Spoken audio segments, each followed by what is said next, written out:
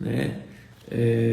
E vamos falar hoje de um princípio também de prosperidade, que gera prosperidade na nossa vida, que é o princípio da honestidade. Amém? A Bíblia fala muito sobre isso, usando vários sinônimos, né? A honestidade tem várias facetas. A honestidade fala de fidelidade, a honestidade fala da verdade, né?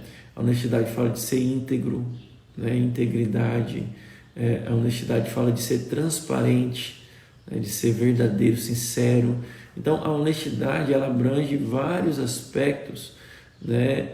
Que falam da retidão do seu caráter, né? Da sua conduta, das suas atitudes, das suas escolhas, né?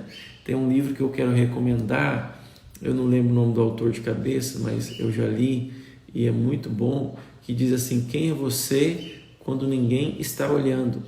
Então, você quer saber se realmente você tem um caráter honesto, observe as suas atitudes quando ninguém pode observar você, porque nesses momentos a gente revela quem nós somos, né?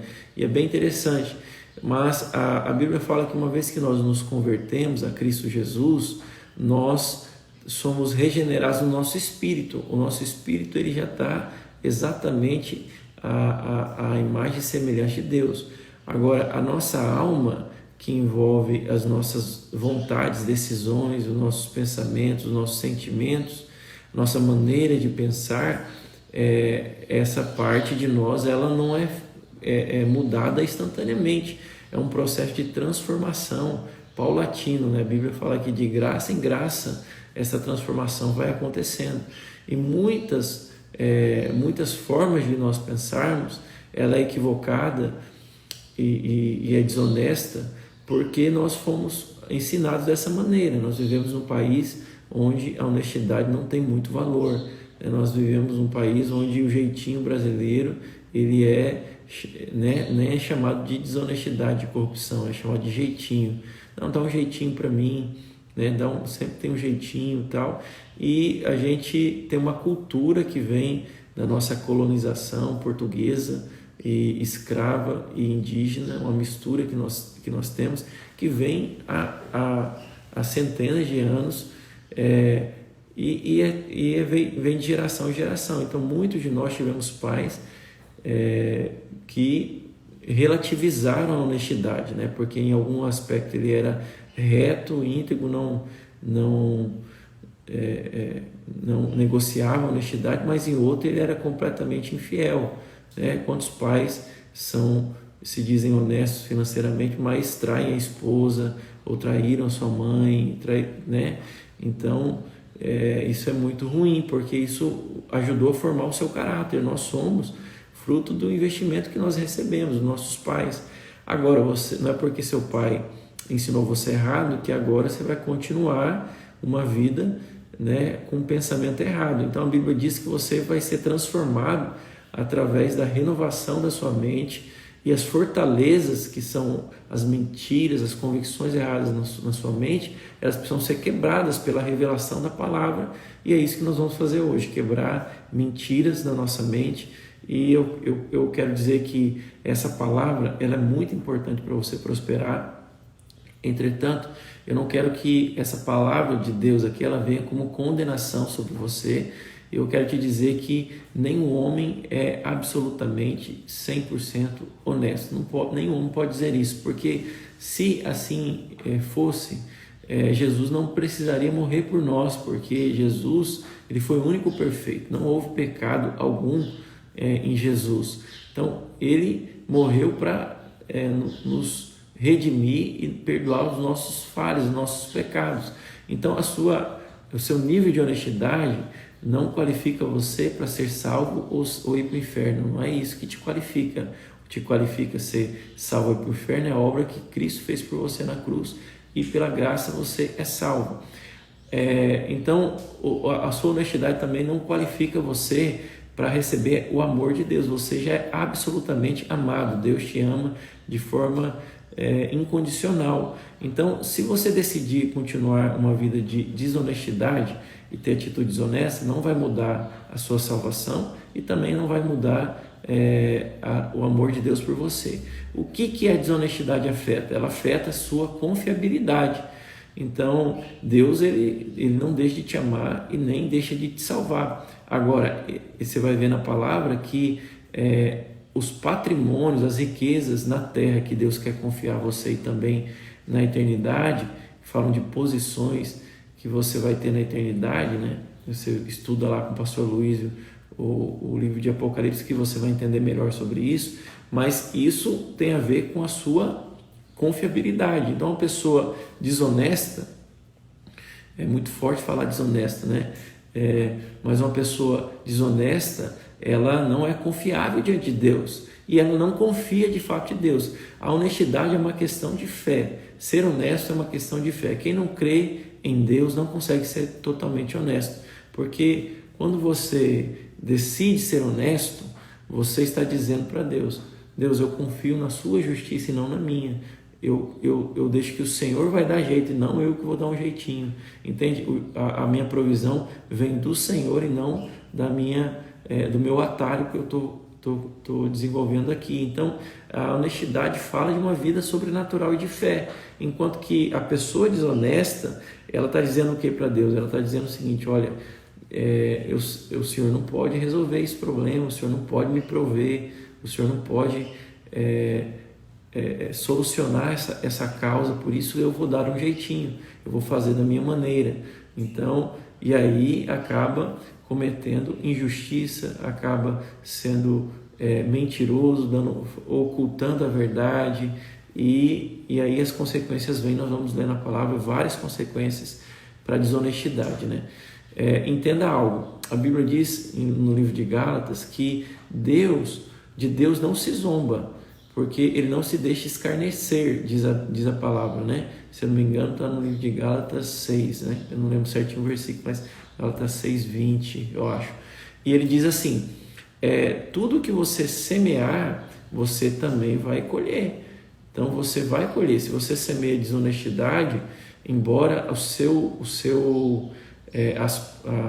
pecados, o pecado que você cometeu, ele já é perdoado, nem vai ser perdoado, já é perdoado, porque Cristo já te perdoou completamente pelos pecados que você cometeu, comete e cometerá. Mas essa desonestidade e esse pecado, ele vai trazer consequências para a sua vida, e uma delas é a pobreza. A pobreza, ela é uma consequência da desonestidade, entre outras que eu vou falar aqui hoje, enquanto que há também consequência para a integridade, para a honestidade. Nós vamos ler isso na palavra, né? O outro aspecto porque a gente é desonesto é que a gente acredita que ninguém está vendo. Então, uma pessoa que mente, que é infiel, que é adúltero, né, que rouba, né, todas essas atitudes, elas acontecem em várias proporções. Pode ser muito, mas pode ser pouquinho, né? Quando você pega uma fruta no mercado e experimenta sem pagar o dono do mercado por aquele alimento que você consumiu, você está roubando, você está sendo desonesto. Mas depois você está condenando o político que está roubando. Então, para Deus não existe pecadão e pecadinho. Ou você é confiável ou você não é. Porque a Bíblia diz que aquele que é desonesto no pouco, é infiel no pouco, ele também vai ser no muito. Então não difere quem comete pequenos roubos, não difere de quem rouba muito. Está no mesmo balaio para Deus, né? E o outro aspecto interessante é que a pessoa que teme a Deus, ela sabe que Deus está vendo. Embora ninguém está vendo o que você está fazendo, Deus está vendo, o Senhor ele está vendo. Deus, ele vê, essa palavra é difícil, mas ele pesquisa, né? Ele perscruta, que chama a palavra, perscruta. Perscrutar é uma palavra que está na Bíblia. Ou seja, ele investiga, né? Todas as coisas, ele está vendo tudo, meu irmão. Então de Deus não se esconde nada. A Bíblia diz que não há nada de oculto na terra que não venha um dia ser revelado. E a forma de Deus tratar o seu filho desonesto é trazendo a sua desonestidade para a luz, expondo a sua desonestidade, né? Um exemplo típico na Bíblia é o que aconteceu com Davi. Davi era já um rei consagrado, um homem de Deus, reconhecido, já no auge da da sua vida, né? No seu reinado que ele construiu, né? Vencendo várias batalhas, e um certo dia ele cobiçou uma mulher do seu soldado, Betseba. Hoje está difícil aqui as pronúncias. Vamos lá, Betseba era uma mulher muito formosa, bonita. Ele olhou e desejou a mulher do seu próximo, do seu soldado. Não só desejou, como mandou buscá-la e adulterou com ela. E depois, o que ele fez? Ele encobertou a sua atitude, escondeu, e não assumiu a sua responsabilidade do erro que cometeu. Então isso fez com que ele vivesse vários prejuízos na sua família. Você vai ver lá na Bíblia que a família de Davi foi destruída. Um irmão abusou da irmã, aí o outro irmão assassinou o irmão, né? Matou o próprio irmão, e depois se rebelou contra o próprio pai para tomar o reino do pai. O pai teve que sair fugido. Quantas desgraças aconteceram? O próprio filho se deitou com as suas esposas, né? Naquela época os homens tinham várias esposas, a revelia da vontade de Deus, que Deus nunca foi conivente com isso. Então, o que aconteceu? Um monte de desgraça. Por quê? Por conta de uma desonestidade não confessada, entende? Então, a desonestidade que você comete, embora você queira esconder, não tem como esconder de Deus. E Deus, para o seu bem, Ele vai tratar, Ele vai trazer a luz e Ele vai resolver. A questão da desonestidade é o seguinte: se você não resolver, Deus vai resolver. Tenha convicção disso.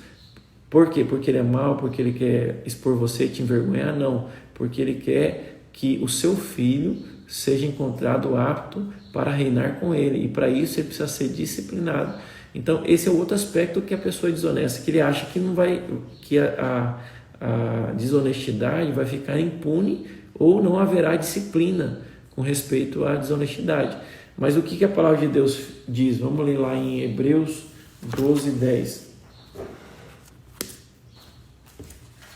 Hebreus 12:10.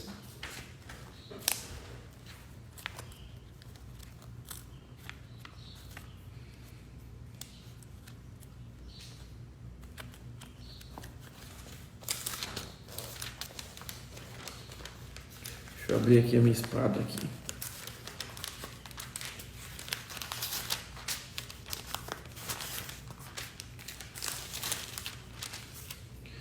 Vamos lá. Hebreus 12:10 e 11. Olha só o que diz a palavra, ó. Preste atenção. Hebreus 12:10.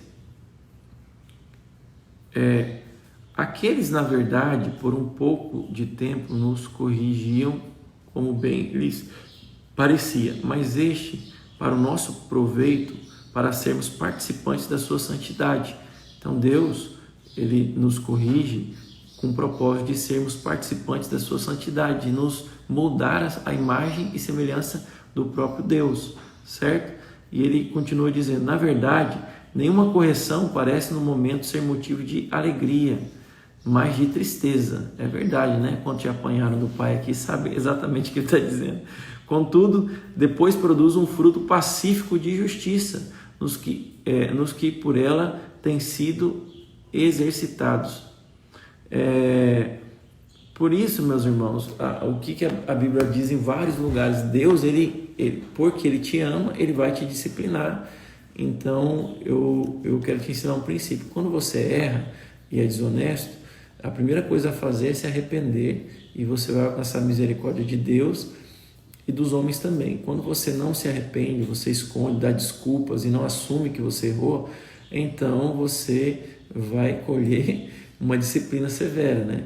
Criança que chora rápido apanha menos, não é verdade? O pai pega na cinta para bater, a criança já vai chorando, já faz aquele escândalo, ela apanha pouquinho. Agora a criança que ela confronta o pai, que ela não assume que realmente ela fez errado, ela vai apanhar muito do pai, entende? Da mesma maneira com Deus. Então é inevitável uma hora ou outra você cometer erros, mas eu quero te ensinar que quando você comete os erros, imediatamente você deve reconhecer, confessar o seu pecado para Deus, arrepender-se diante da pessoa que você causou dano e restituí-la imediatamente. E fazer isso e continua a sua vida. Dessa maneira você alcança graça e misericórdia. É interessante, eu estive nos Estados Unidos e há uma cultura de honestidade muito diferente da do Brasil, né? Lá é um nível de confiança das pessoas umas nas outras e sempre a gente presume que a pessoa foi honesta. E se ela mentiu para a justiça, para um policial e tudo mais, o negócio fica complicado para ela. Então sempre eles perguntam assim, você está falando a verdade? Você fala sim, beleza. Ele vai confiar em você, não vai pedir prova, nada. Mas se lá na frente você, diante da justiça, foi constatado que você mentiu, então não há brandura nenhuma da lei, há severidade do júri, da lei. E você sabe que esse modus operandi também é o modus operandi do céu. Você vai ver isso muito na palavra. Então, nós precisamos ter isso em conta. Agora vamos ler aqui vários versículos que mostram as consequências de alguém que é honesto e as consequências para alguém que é desonesto. Tá tudo na palavra, na Bíblia. Não são só esses versículos, eu selecionei alguns, mas são centenas de versículos falando sobre esse tema, porque é um tema muito importante. Mas antes eu quero dizer o seguinte: Deus, ele é totalmente honesto. Deus, ele é honesto, absolutamente honesto. A Bíblia fala que ele não é homem para nem mentir e nem filho do homem para se arrepender. Se Deus fala sim, é sim. Se ele fala não, é não. Deus é o nosso exemplo de honestidade e retidão. E a imagem e semelhança dele, ele nos fez para sermos tal qual ele é. Então, nós devemos ser absolutamente honestos, assim como Deus é. A Bíblia diz no livro de Provérbios, vou começar a ler os versículos. Como são muitos, eu vou falando a referência, você pode ir anotando aí nos comentários para que todo mundo acompanhe, tá? Provérbios 20, 23 diz: O Senhor detesta todo tipo de mentira e de desonestidade. Está lá no livro de Provérbios 23. No livro de Provérbios 12, 22, está escrito o seguinte: os lábios mentirosos são abomináveis ao Senhor. Ou seja, o que é algo abominável? Né? Abominável, você lembra do que? Abominável, homem da neve, né? A gente lembra lá do pezão. Mas o abominável é algo que é rejeitado com muita severidade, força, né? Algo muito rejeitado.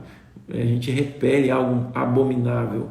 Então não é algo apenas que a gente recrimina ou a gente fica chateado, é algo que você não consegue digerir. Algo abominável, você não consegue lidar com aquilo. Então, para Deus, a desonestidade, ela entristece o Espírito Santo de Deus. A desonestidade, Deus não engole. Por quê? Porque não existia desonestidade. Quem criou e inventou a desonestidade foi Lúcifer, no céu, quando ele começou a invejar a Deus e querer dar um golpe, né? A fazer uma rebelião. A Bíblia fala que ele é o pai da mentira, ele é o pai da desonestidade, é o diabo. Então, enquanto você vai ver Deus, um Deus honesto, você vai ver o diabo um caráter totalmente deturpado, mentiroso, ladrão, né? Destruidor, sempre causando dano às outras pessoas. Esse é o caráter de Lúcifer, do inferno. Não é o caráter de Deus. Diz aqui também no livro de Levítico 19, 11. Levítico 19, 11. Não furtareis, nem mentireis, nem usareis de falsidade, cada um com o seu próximo. A Bíblia diz: olha, ame o seu próximo como a ti mesmo. Ninguém gostaria que alguém mentisse conosco, para nós, não é verdade? Ninguém. Da mesma maneira, se nós amamos o próximo, nós não devemos ser desonestos. Toda desonestidade gera dano a alguém. Então, não pense que a gente tem mania de justificar a desonestidade, do tipo, não, isso aqui... Uma vez eu estava vindo na estrada e meu pai tinha o hábito de parar na beira da estrada quando viajava de carro e pegar milho que tivesse na estrada. Ele pegava, colocava no carro e ir embora, né? Um dia eu estava viajando, já convertido, homem de Deus, viajando na mesma hora, quando eu vi aquele milharal bonito, falei, eu vou parar aqui para pegar uns milhos, né? E fui parando, estacionei o carro, porque era natural, meu pai sempre fez isso. E aí, quando eu estou indo em direção ao milharal, e aí o Senhor fala comigo, o Espírito Santo falou, o que você vai fazer? Eu falei, minha consciência deu um amarelo, eu falei, eu vou pegar um milho, que tem que pegar um milho. Ah, mas é seu esse milho? Não, eu falei, não é. Eu fiquei pensando comigo mesmo, não é meu, mas não vai fazer falta nenhum, cara, tem milhares aqui de espigas de milho, que falta vai fazer 1 milho, 2 milhos para ele, não tem nada a ver, sabe? Essa é a mente nossa que justifica a desonestidade, né? Mas na hora o Espírito falou para mim, você roubaria se fosse muito milho? Você roubaria? Isso eu conversando com o Espírito Santo, falei, não roubaria, fiquei pensando, então por que eu vou me sujar por 1 milho, 2 milhos, 3 milhos? Se eu não me sujaria por muito, por que eu vou me sujar por tão pouco? Você entende? Tão pouco. E às vezes Deus checa a nossa fidelidade, entenda isso. Muitas vezes vai acontecer de alguém passar um troco errado para você, e aí na hora que você receber o troco, você vai perceber que deu errado. Você pode pensar, eu acho que é Deus me abençoando, justificar, né? Canalha, hein? Nossa mente é canalha demais, ela quer nos enganar. Mas, na verdade, você está sendo checado ali, chefe. Se você pegar o dinheiro e levar, você só está comprovando que você, na verdade, tem um caráter deturpado, desonesto. E isso quer dizer que quando você tiver a oportunidade de roubar muito, você vai roubar muito. Porque se você rouba R$10, R$5, você vai roubar 50 mil, 100 mil, tudo isso aí. Então, você deve procurar entender que cada oportunidade que nos vem de ser desonesto é um teste, é Deus experimentando para que você comprove que você é fiel, que você é leal, que você é honesto. E você precisa ter fé, entender que isso vai levar você a um caminho de abundância e de riqueza, de prosperidade, de honestidade. Vamos ler aqui as promessas de Deus. O capítulo 28 de Provérbios traz muitos versículos que trazem promessas para pessoas honestas. E eu quero ler aqui com você alguns versículos com você, tá bom? Abre aí sua Bíblia no livro de Provérbios, capítulo 28. Tem bastante texto aqui sobre honestidade, tá bom? Vamos ler aqui. Vou começar com Provérbios 28, o versículo 13, tá? Provérbios 28, versículo 13. Vamos lá. Vamos ler juntos? Achou aí? Amém? Estou dando tempo para você acompanhar comigo a palavra. Diz assim, olha só que interessante a palavra aqui, ó. O que encobre as suas transgressões nunca prosperará. É uma afirmação. Olha que forte essa afirmação da palavra. Você crê que a palavra de Deus é a verdade? Você crê que a palavra de Deus é a vontade de Deus expressa, revelada para você hoje? Se você crê, preste atenção nessa palavra aqui, ó. O que encobre suas transgressões nunca prosperará, nunca. O que encobre suas transgressões nunca vai prosperar. Posso parafrasear essa frase dizendo: o que encobre sua desonestidade nunca vai prosperar. O que mente e nunca fala a verdade, não revela a verdade, nunca vai prosperar. Interessante isso. Quando tem mentiras encobertas em alguma área da sua vida, aquela área está travada, fica travada. Um grande obstáculo para a prosperidade é a mentira e a falta de transparência. Então, de repente você tem uma mentira com relação ao seu casamento e você encobertou isso, não fala a verdade. O que acontece? Naquele aspecto você não vai prosperar, porque a prosperidade é mais do que dinheiro, né? Você entende que a prosperidade abrange todas as áreas da sua vida.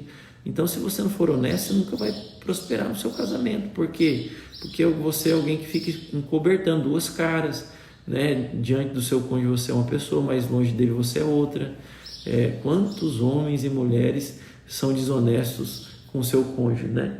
Então, você quer prosperar no seu casamento, seja totalmente honesto com sua esposa, com seu cônjuge, com seu marido. E olha só, o que vai acontecer se você for honesto? A segunda parte do versículo. Porém, entretanto, todavia, apesar de aquele não prosperar, quem fica escondendo, mas o que confessa e deixa o que? A desonestidade, a transgressão, confessa e deixa, alcançará o que? Misericórdia. Alcançará misericórdia. Então, a graça de Deus, a misericórdia de Deus, ela vem sobre aqueles que têm humildade para reconhecer as suas falhas e os seus erros. Você sabe, Deus não espera que você não erre, mas Deus espera que toda vez que você errar, você seja totalmente honesto e assuma o seu erro. Você diga: eu errei, me perdoe, Senhor. Eu realmente... você sabe que quando você erra, nunca você quer errar. Paulo dizia: olha, o bem que eu quero fazer eu não consigo fazer, mas o mal que eu não quero fazer, esse eu faço. Olha quem falou isso, Paulo falou isso, e Paulo foi um grande homem de Deus, escreveu mais de metade do Novo Testamento, e ele disse: olha, o mal que eu não quero fazer, eu faço. Ou seja, quando você erra, não tem o que justificar, você errou, né? E é a nossa carne corrupta que nos leva para fazer o mal, para levar vantagem de forma desonesta. Aí o que acontece? Você tem que confessar imediatamente, se arrepender, pedir perdão para a pessoa, restaurar quem você causou dano, você vai restaurar, conquistar a confiança dela de volta, se for possível, e seguir sua vida. E não ficar escondendo, e isso vai deixar para lá, não, porque isso vai ser tratado, uma hora ou outra vai vir a ser tratado. O outro ponto, então esse versículo aqui top, né? Outra versículo, vamos lá para o versículo 6. Versículo 6, diz assim, Provérbios 28, 6. Provérbios 28, 6. Provérbios 28, 6. Melhor é o pobre que anda na sua integridade, na sua honestidade, do que o de caminhos perversos, ainda que seja rico. Então, o que a Bíblia está dizendo aqui? Mesmo que a honestidade te custa, e sempre ela custa, eu não quero te iludir, eu quero dizer para você, você vai ser honesto, muitas vezes você vai tomar prejuízo para ser honesto e íntegro no momento, mas depois você vai ser abençoado. Depois você pode ter certeza que muitas vezes mais do que você perdeu para cumprir a sua honestidade, você vai ganhar. Daqui a pouco, se der tempo, eu falo da história de José aqui. Mas eu quero te ensinar algo. Tome o prejuízo necessário para manter a sua honestidade diante de Deus, honrando a Deus e honrando a sua família e todos que estão à sua volta, não é verdade? Então, a Bíblia está dizendo, mesmo que você tome prejuízo, é melhor você ser honesto e guardar a honestidade do que você lograr algum lucro imediato e depois você vai ter problemas. E nós vamos ler agora outro versículo que fala exatamente isso. Vamos lá para o versículo 10 agora, que diz o seguinte, Provérbios 28, 10.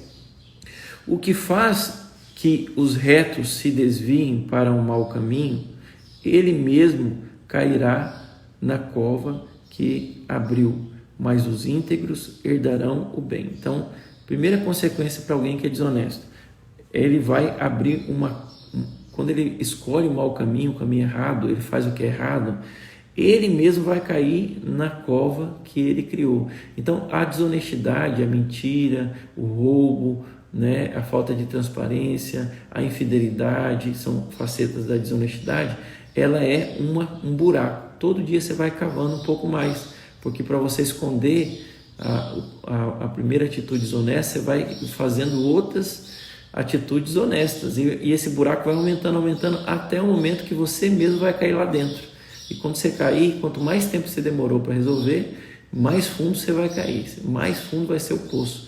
Então a Bíblia está dizendo aqui, olha, a consequência de alguém desonesto é que uma hora a conta vai chegar e ele vai pagar por essa desonestidade. E quanto mais tempo demorar para ele resolver, vai pagar mais caro, vai cair na própria cova que cavou. Então você tem que ter esse temor de Deus e entender que quando você está fazendo algo errado, uma hora vai chegar e então é melhor você resolver logo, certo? Mas a consequência, a promessa aqui para o honesto, quem é íntegro e honesto vai herdar o bem. O que isso quer dizer? Está falando de graça de Deus. Quando você é honesto, ainda que você tome prejuízo no momento, parece que você perdeu para ser honesto, você vai receber graça, o bem dos homens e de Deus. Então, vai vir também a consequência da honestidade, que é a prosperidade. Nós vamos ver aqui agora no outro versículo. Então, o bem são para aquelas pessoas que são honestas, a consequência da sua honestidade, tá bom? Versículo 18 agora, Provérbios 28, 18. Vamos ler lá. O que anda retamente se salvará. O que anda retamente, de forma íntegra, honesta, se salvará. Mas o perverso em seus caminhos cairá logo. Então, ele está falando que o honesto se salvará do quê? Do próprio laço, né, que o homem cria para si mesmo, da desgraça, a consequência do seu pecado, né? Então, ele vai andar em paz, ele vai andar guardado, porque ele vai dormir tranquilo, porque não fez mal algum. Agora, o perverso, nos seus próprios caminhos, ele vai cair, nas suas próprias mentiras ele vai cair. Interessante isso, né? Você já viu aquela chavão que diz, aquela frase que diz: a mentira tem perna curta? Na verdade, é uma verdade bíblica. Está aqui a palavra dizendo: olha, o caminho do desonesto é curto, uma hora você vai cair na própria mentira. Versículo 20: o homem fiel, o homem honesto, ele será acumulado de bênção. Que promessa poderosa! A Bíblia diz que aquele que esconde a sua desonestidade, a sua transgressão, nunca vai prosperar. Mas o homem que é honesto, ele vai ser cumulado de bênçãos. Então esse cumulado aqui fala de abundância de bênção, fala de sobejar favor sobre a sua vida. Que maravilha andar debaixo de paz assim, né?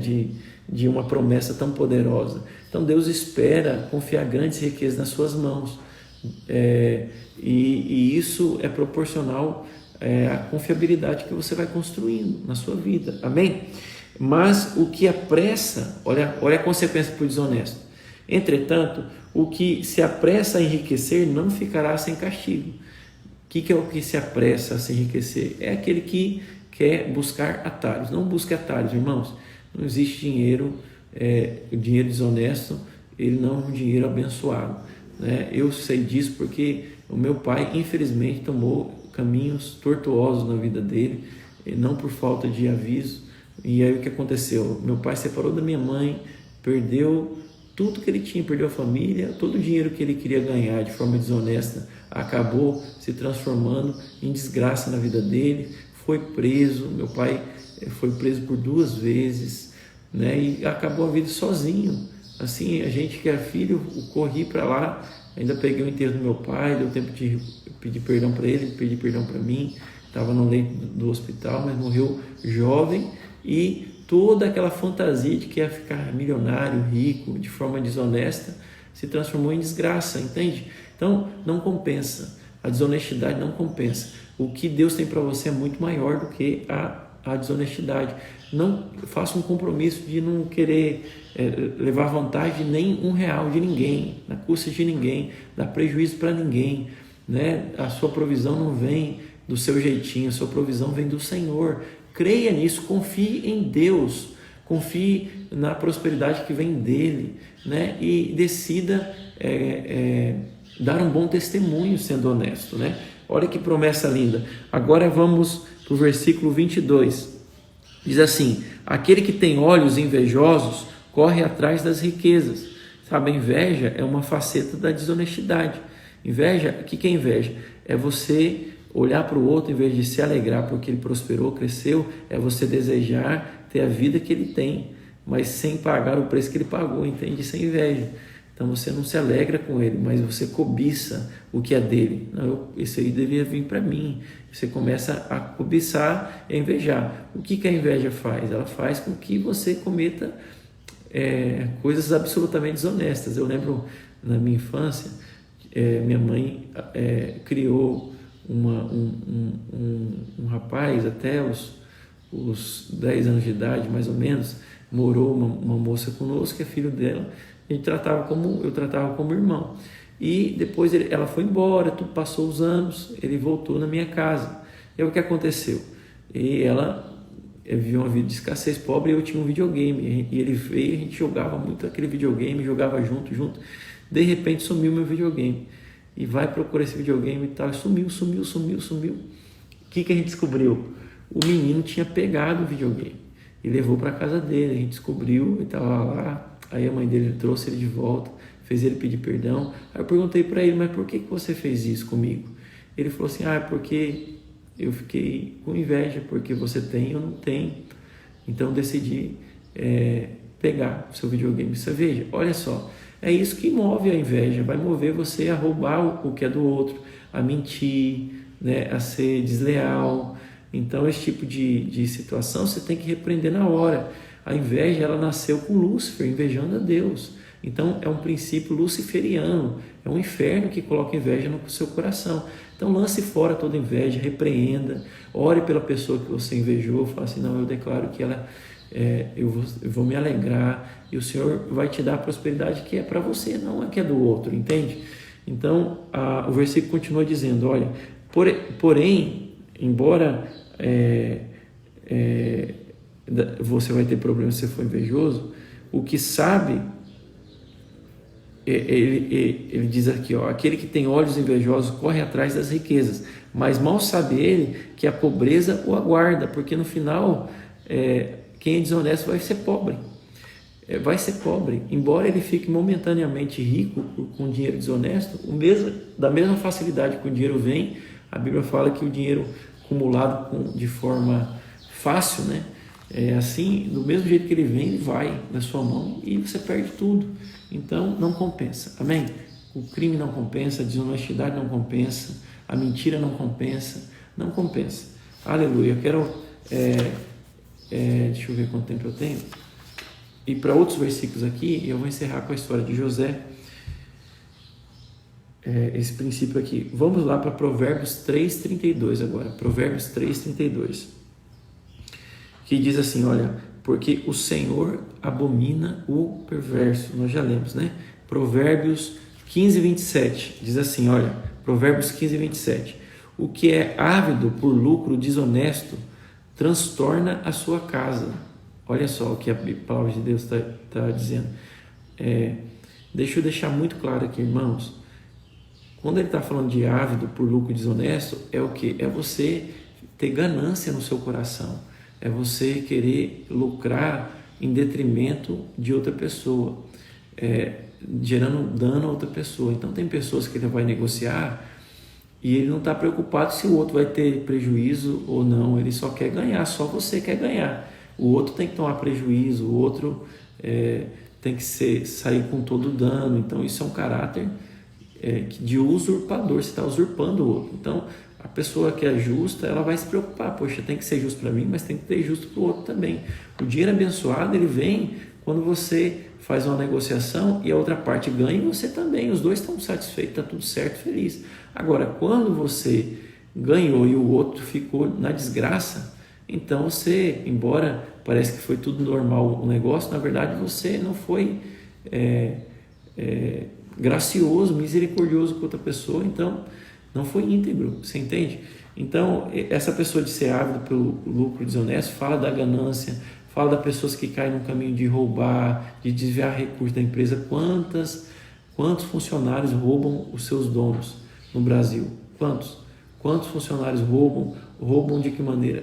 Roubam matando tempo, né? Você recebe para trabalhar, mas fica lá enrolando. Essa semana passada, os entregadores vieram entregar algo na minha casa e aí depois eu saí e eu encontrei eles parados na esquina. Eu parei para acontecer alguma coisa, você precisa de ajuda? Não, a gente só está matando tempo aqui, porque senão a gente vai ter que fazer outras entregas hoje ainda. Isso era 4 horas da tarde e eles ficaram escondidos com o caminhão parado. O que eles estavam fazendo? Estavam roubando o chefe deles, entende? Estão recebendo para trabalhar. E aí, isso você fala, mas isso aí não é roubar, isso é desonestidade também, entende? Quando você usa os bens da sua empresa para suas coisas próprias, sem falar com o dono, sem pedir para o dono, é desonestidade. Eu só peguei isso aqui, levei emprestado, depois eu devolvo, sem falar com o dono, desonestidade. Eu brigo com as minhas filhas, porque tem 3 mulheres aqui em casa, e agora Agora a briga é em 3, porque a roupa da minha esposa já serve para minha filha mais velha. Então, o que acontece? Aí uma vai lá no guarda-roupa da outra e pega o que é da outra, quando vê tá vestindo, aí a outra fica brava. Esses dias eu fiz uma reunião aqui, eu falei, isso é desonestidade. Por quê? Porque não é seu, essa blusa é sua? Não, não é da minha mãe, mas eu precisei. Eu falei, não interessa se você precisou, você tem que pedir para ela. Se ela falar, eu empresto, você pega. Se ela falar, não empresto, não pega. Simples assim. Então, isso é um traço de caráter que você tem que ter muito claro, né? Tomar emprestado as coisas do outro, não emprestar. E não devolver também, desonestidade, né? Então, se você for desonesto, uma hora esse transtorno vai chegar na sua casa, diz aqui no livro de Provérbios, né? Vamos ler aqui Provérbios 21:6. Trabalhar por adquirir tesouro com língua falsa é vaidade e laço mortal. Então, morte virá para aqueles que são mentirosos. Provérbios 13:11. Os bens que facilmente ganham se diminuem. Tem gente que ganha na desgraça dos outros. Tem pirâmides financeiras, são proibidas por lei no Brasil, em vários países. Por quê? Porque as primeiras pessoas que montam a pirâmide, elas já montam sabendo que muitas pessoas vão ter prejuízos no final da pirâmide. E quem entra por último vai tomar prejuízos gigantescos e quem entrou primeiro vai ganhar. Aí você entra numa pirâmide e você diz, pastor, mas eu não fiz nada de errado para ninguém, eu não causei prejuízo para ninguém, eu só entrei aqui e recebi meu dinheiro. No entanto, eu quero que você saiba, se você não sabia antes, que uma hora ou outra essa bomba vai estourar e gente que vendeu a casa para entrar na pirâmide vai ser prejudicado, gente que vendeu fazenda para entrar na pirâmide vai ser prejudicado, como já aconteceu com Boi Gordo, Avestruz Master, Telex Free, tantas outras pirâmides aí que já vieram. Então veja, eu não estou falando de marketing multinível que tem um produto que você vende, a Natura é um marketing multinível, a Herbalife é um marketing multinível também. Mas eu estou falando de pirâmide financeira, né? Um dia eu explico sobre isso só. Mas não é correto um cristão entrar nela. Por quê? Porque você está entrando para ganhar lucro fácil, sem trabalho nem nada, em detrimento do prejuízo de muitas outras pessoas. Alguém vai perder para você ganhar, você entende? A loteria é o mesmo princípio, né? A loteria federal. Então, não é esse tipo de prosperidade que Deus tem para você. Deus tem uma prosperidade progressiva. O que é progressivo? A cada dia Deus vai te dar um pouco mais, um pouco mais, um pouco mais, um pouco mais. E alguns momentos Ele vai dar muito, muito, muito mais, de repente, de forma exponencial. Você vai ver isso na palavra. Mas não é esse dinheiro aqui pela ganância, por atalhos, sabe, por caminhos de desonestidade que você vai prosperar à maneira de Deus. Eu quero encerrar falando uma história. Falta aí 6 minutos para me encerrar. Tem uma história na Bíblia muito, muito interessante, que é a história de José. Ela é um exemplo para você, tá? Você pode ler essa história toda, está no livro de Gênesis, do capítulo 33, mais ou menos, até o 45, narra a história de José. José é um exemplo de honestidade, integridade e caráter na Bíblia. Por que ele é um exemplo? Não só pela conduta dele, mas por tudo que ele sofreu. Então, os irmãos de José foram desonestos com eles, porque tentaram matar o próprio irmão, mentiram para o pai por anos, dizendo que o irmão tinha morrido, mas na verdade venderam o próprio irmão. Tem noção? Você vendeu o próprio irmão como escravo, ou seja, muita injustiça, não é? Então José foi muito injustiçado pela sua família, pelos seus irmãos.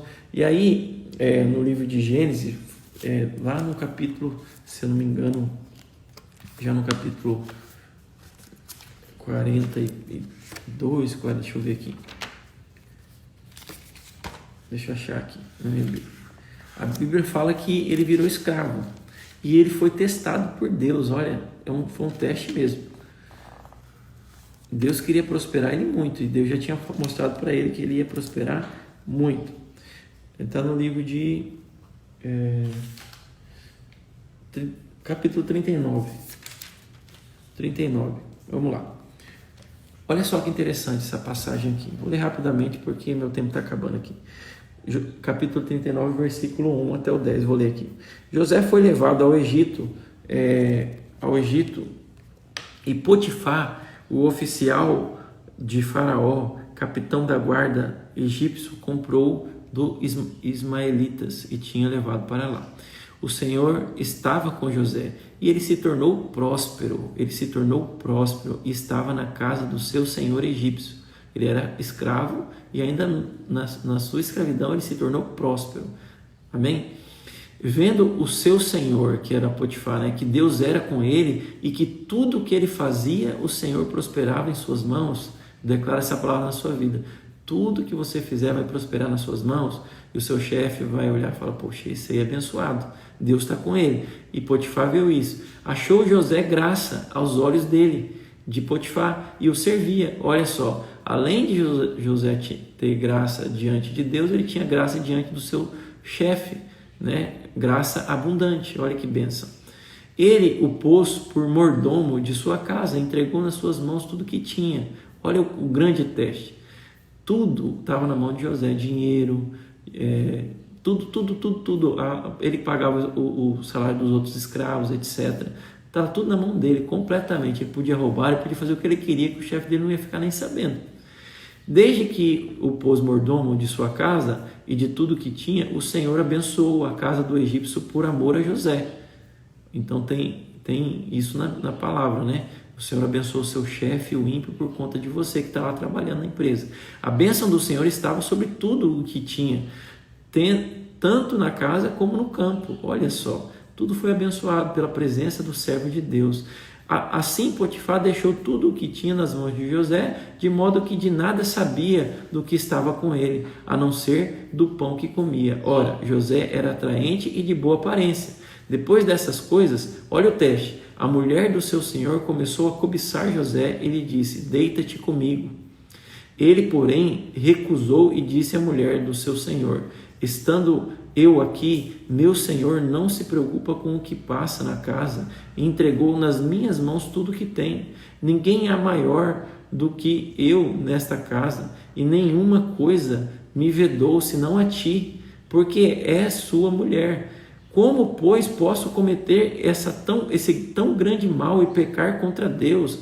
Veja, o que José estava dizendo? A desonestidade não é só um pecado contra o próximo, é um pecado contra Deus. É uma desonra contra Deus. Quando você é desonesto, você está desonrando a Deus. É isso que ele estava falando. Ele tinha temor de Deus, né? E ele continua dizendo, embora ela intentasse contra José, dia após dia, ele, porém, não lhe dava ouvidos para se deitar com ela ou estar com ela. Certo dia, ele entrou na casa para atender os seus deveres e ninguém da casa estava presente. Ela o pegou pela capa, dizendo, deita-te comigo. Mas ele deixou a sua capa nas mãos dela e fugiu, escapando para fora. Corra dos desejos da carne, diz a Bíblia, né? Quando ela viu que ele deixara a capa em suas mãos e fugira para fora, chamou pelos homens de sua casa e lhes disse, vede, traga meu marido, este hebreu veio aqui para nos insultar, veio a mim para se deitar comigo, mas eu gritei em alta voz. Quando ele ouviu que levantava a voz e gritava, deixou a capa ao meu lado e fugiu, escapando para fora. Ela guardou a capa consigo até que o senhor dela voltou para casa. Então falou conforme que tinha acontecido. E aí toda a história diz que ele foi preso. O que eu quero dizer? Apesar de José ter sido preso porque ele ser honesto e parecer que ele tomou um grande prejuízo, o que acontece depois? Ele foi aprovado por Deus, ele mudou de fase. Ele ficou sim 2 anos aguardando o dia da vitória, o dia da virada na vida dele. Ele foi preso, injustiçado, e muitas vezes você vai ser honesto, os outros colegas vão falar, você quer aparecer, etc, tal, mas não negocia a sua integridade, a sua honestidade. Por quê? Porque um dia depois, o que aconteceu? José virou governador e a sua autoridade ficou inclusive sobre o Potifar e sobre aquela mulher. Aquela mulher, ela podia ser morta pela autoridade de José, mas José não retribuiu nem o mal que ela fez com mal também. Ele deixou para lá, ele perdoou, entende? E Deus levantou José como um homem muito próspero, uma prosperidade que jamais ele imaginou. Então quero encerrar essa live de hoje dizendo, seja honesto, custe o que custar, honre ao Senhor com a sua honestidade e você vai experimentar de uma prosperidade sobrenatural. Você vai se tornar alguém confiável para Deus e Deus vai depositar nas suas mãos grandes riquezas para que você seja uma pessoa muito abençoada e muito próspera na terra. Em nome de Jesus. Que Deus te abençoe por mais esse estudo e até quarta a gente não vai ter, tá bom? Por causa do meu discipulado. Um abraço para todo mundo. Fica na paz.